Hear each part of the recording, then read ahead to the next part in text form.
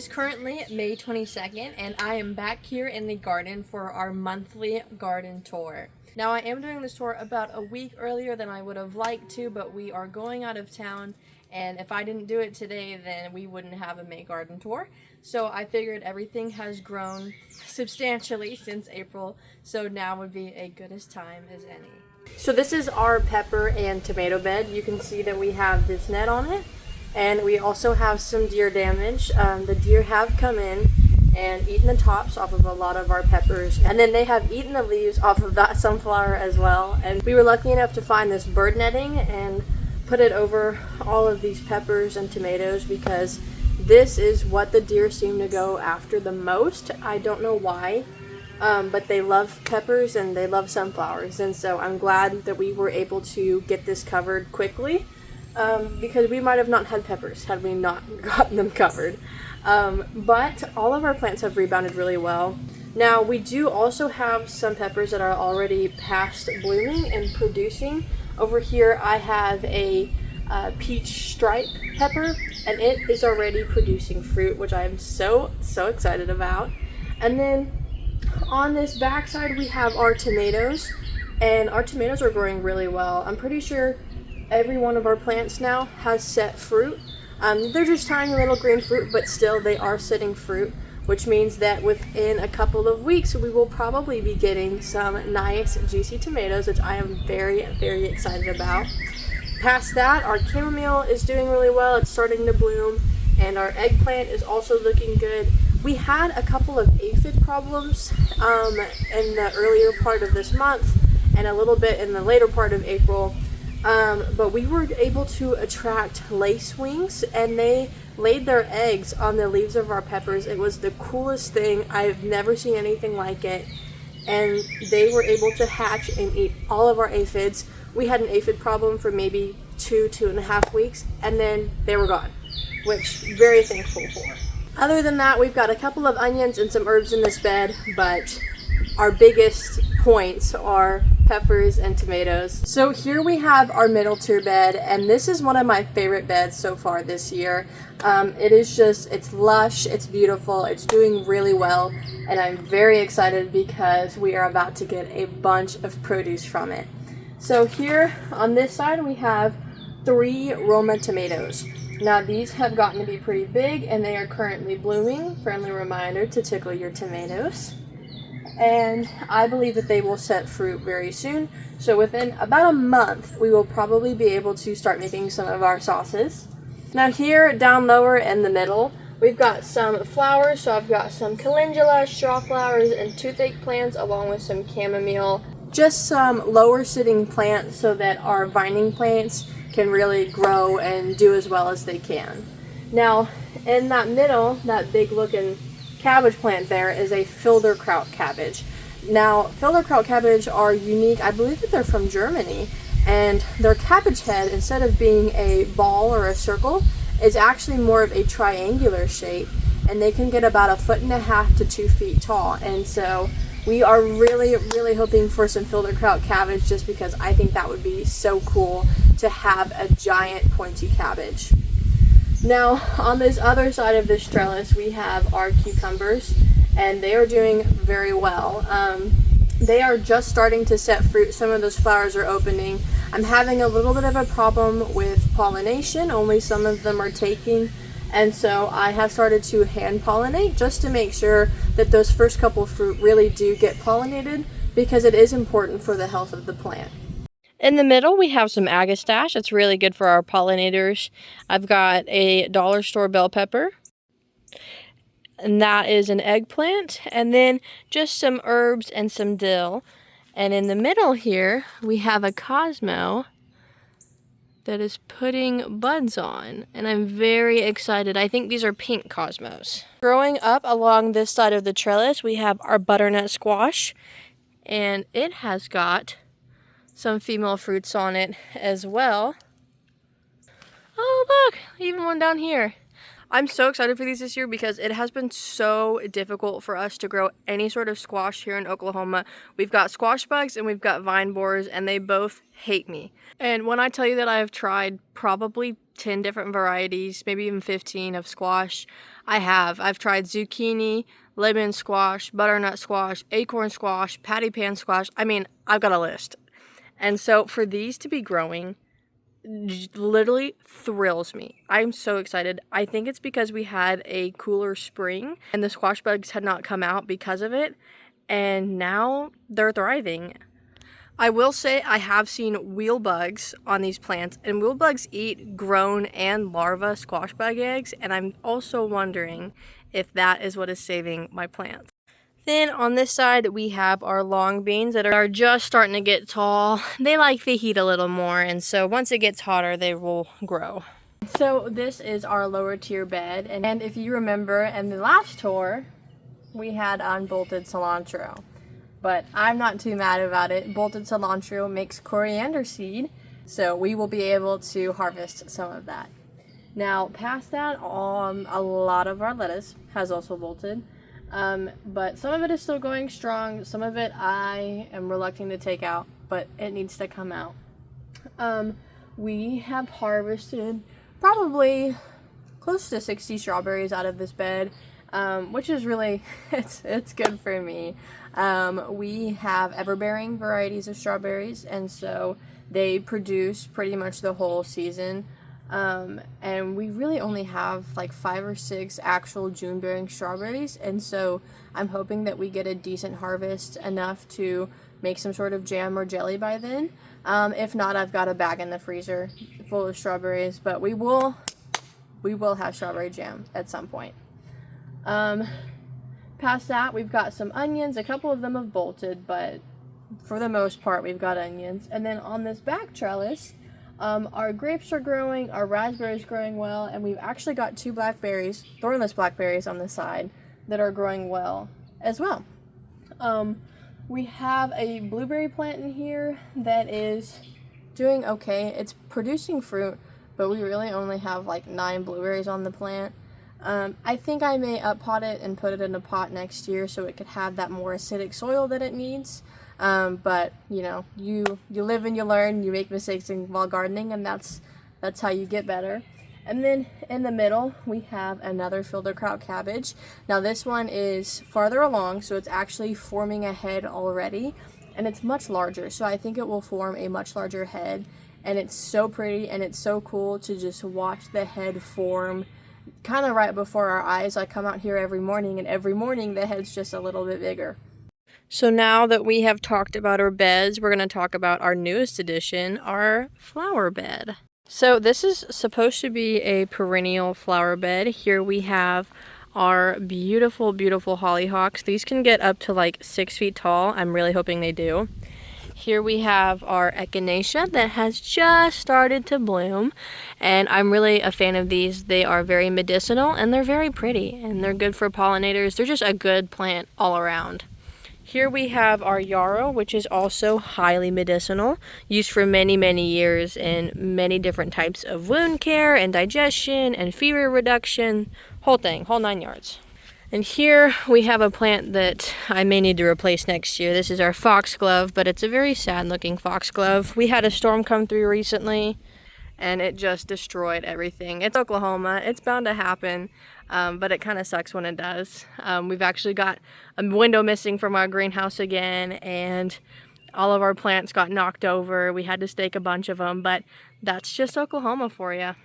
Our rhubarb is also getting very tall. I've got it in this, I think it's a 12-gallon grow bag, and it's doing very, very well. Very excited. So this is our 45-gallon grow bag, and when you saw it in April, there's a dead long legs. The fig was much smaller, and there was a lot more radishes in it. We have since taken out the radishes.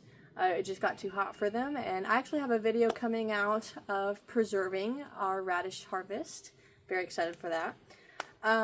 But since we've had these carrots come in and start growing very large, very lush, excited for those. And then we've got this fig, and our fig has grown substantially, and I'm hoping that a 45-gallon grow bag is big enough to grow a fig. I would love to have figs in our yard, but our soil is literally a rock. It's rocks. We had actually this fig in the ground last year, and it grew probably 2 leaves the whole year, and it was sad looking, and I thought it was gonna die, to be honest. And now that it's in this grow bag, it's large, it's lush, and it's healthy, and I'm really excited for some figs. Now in the back, we do actually have what I think is a ground cherry from last year. The way that we filled this grow bag was by taking smaller grow bags with leftover dirt from last year and sticking it all in here. And we did grow ground cherries in one of those bags. And ground cherries are kind of known for their ability to just regrow anywhere, whether you want them to or not. And that's what it's chosen to do. And so I think I'll keep it in here. Ground cherries are kind of fun to grow. They're definitely an interesting plant to grow. In my opinion, they're not my taste, but they are cool, and so we'll keep it for the meantime. So there is about to be a thunderstorm, so I've got to speed this up. So this is our garlic, and it's looking kind of sad, which is a good thing. That means that it's almost ready to harvest. And it looks like it is just now producing scapes. So we will harvest those soon. Those are a delicacy. In the rest of this bed, we've got a really beat up, man, that was fast. It wasn't beat up before our storm. It's beat up now.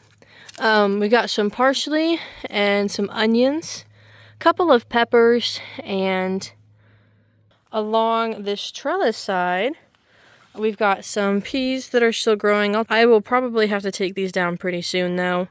Another butternut squash, and then over here are some cantaloupe and our watermelons. On this side of our beautiful pea trellis, our peas are much, much taller. I had put these seeds in the ground about February and figured they'll just pop up when they are ready to go, and they did. And now I've got the biggest pea plants that I've ever grown, just because they've had a lot of time to grow. And we have gotten probably like 30 peas so far off of 2 plants, and you can see it is just loaded. This bottom portion of the bed I'm also very excited about. So here we have our fallen cilantro from that storm, and you can see it's growing up. But everything underneath it was carrots. We've got carrots here as well, and then this is an orange watermelon. I'm very excited. And we've got a couple of those along the side here and a cantaloupe back there. Now in between here, we've got some peppers, both super hots and normals. And that is a Mexican sunflower. On the very corner end of this bed, we have some yellow pear tomatoes. Very excited for these as well. They are a great, great snacking tomato. So this is the hot pepper bed, more specifically the super hot pepper bed. This is my boyfriend's bed, and it's one that I'm very excited about. We're going to be able to make some really hot sauces, some pepper powders. I'm trying to make a pepper spray. Don't know if we're going to do that or not, but wouldn't that be cool? Our own homegrown pepper spray. But we've got Carolina Reapers, Trinidad Scorpions, we've got all of the really hot peppers that we only grow because they're super freaking cool here. So this whole portion is pretty much hot peppers. We've got a couple of onions, and in the back we've got some lesser hot peppers, just like normal hot, not super hot peppers. And actually, let me show you a couple of peppers that we have overwintered and are already producing. So this is our Thai scorpion pepper, and as you can see, it's already got I believe 4 different fruit on it, 4 different peppers, and I fully believe that it's because we overwintered it.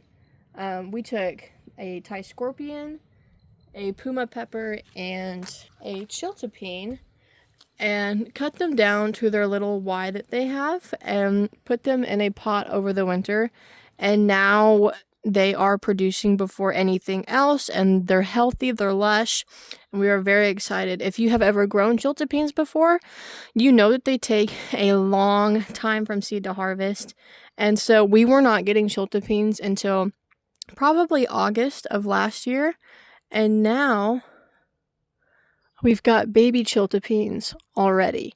That is very, very exciting to have in the month of May, 3 months earlier than last year.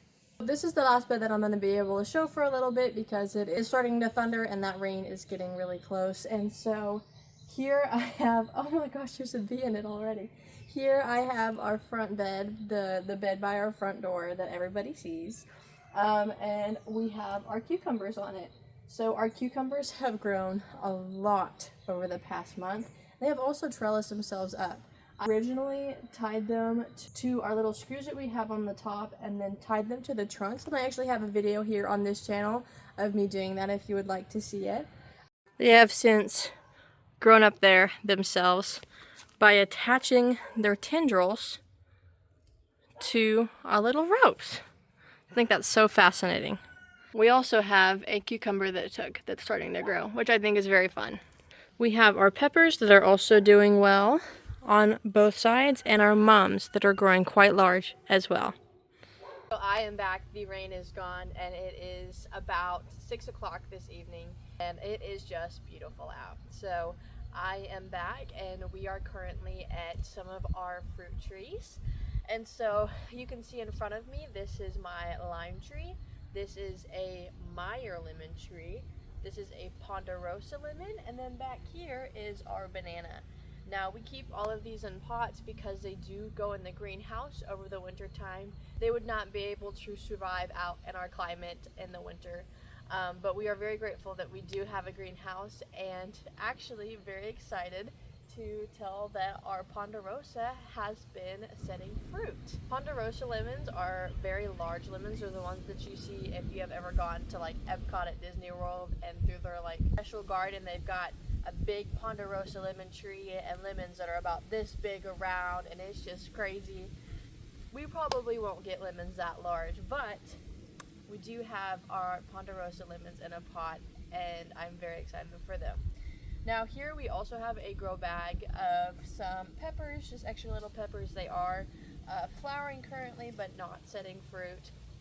And then for our other lemon and lime trees here, these were rescues. And so this, our Meyer lemon tree is setting some small fruit. It's just started. And then this lime tree was actually a gift from my baba, or my grandma. And she got it on a really good sale at Lowe's because it was practically dead. And so we are currently in the works of reviving it. So I won't spend too much time on this one, but this is our wildflower bed that you saw back in April. And if it looks like it hasn't grown too much, that's somewhat the case. We have quite a few plants in here that are actually about to bloom, like this Cosmo. And a lot of our cosmos are about to bloom. They're setting buds. I think this is a carrot. But unfortunately, a lot of our plants are taking some time to recover since being eaten by deer. And I think this is a weird phenomenon. It got eaten down to the stem, and now it's trying to regrow at the top, which is fantastic. But it just might take a little while. But sage pot seems to be working pretty well. These were eaten before we put the sage pot here. So coming on over to this bed, we have our two grow bags that both have dark galaxies in them, and as you can see, this one is starting to produce some kale that ended up bolting, but the pollinators really love these flowers, so we're keeping it for now. And this Cosmo was knocked over in our storm that we had, but it is also about to bloom, which I'm very excited about. For the rest of this bed, our celosia is putting on some flowers. Our carnation is not yet putting on flowers, but I bet it will soon. This toothache plant I'm pretty sure has gotten eaten, but it's still budding, which I'm a little confused about, but hey, it works. And I'm starting to think that this is a weed. But this is the exact spot that I put some Cosmo seeds, a different variety. And so they're popping up, and I'm wondering if that's what they are. And finally back here, I replaced our giant sunflower with lavender because it had gotten eaten. Once again, these garlic are looking a little sad, but that's okay. We want them to. That's how we know that they're curing. Since April, I have planted lemongrass, which is what these are, another tall marigold, and an eggplant. Now I did get this from the nursery. It was $1 and I just could not pass it up. And look, it's already got 2 flowers on it. And lastly, we have our grow bags. So this is a super nacho jalapeno, and I'm a little concerned because they once again have ants all over them. And normally with ants comes aphids. However, I have been seeing some lacewing eggs around, and so they might take care of that pretty soon. The tag oh, this one, I think it's a Jamaican yellow mushroom. So it looks like our Jamaican yellow mushroom is setting fruit, which I'm very excited about. And then I believe that this plant is a corbachi, and we did grow these last year. They are a really good, like, sweet pickling pepper, like for banana peppers, if you're a big fan of those. These are the perfect plant to do those with.